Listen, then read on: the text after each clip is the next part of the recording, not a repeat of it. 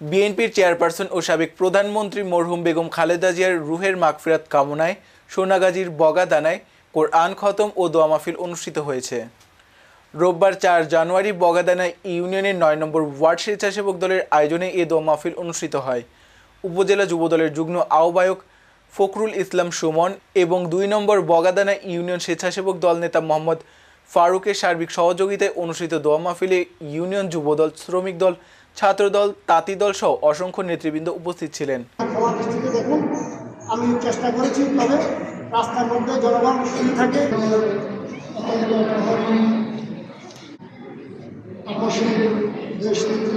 অনেকভাবে বিশেষভাবে বিশেষপূর্ণ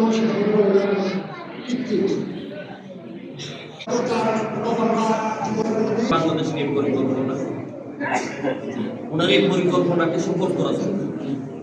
দেশনেত্রী বেগম খালেদা জিয়া বাংলাদেশ নিয়ে বাংলাদেশ তারেক রহমানের হাতকে শক্তিশালী সফলতা দেশের তারেক রহমানের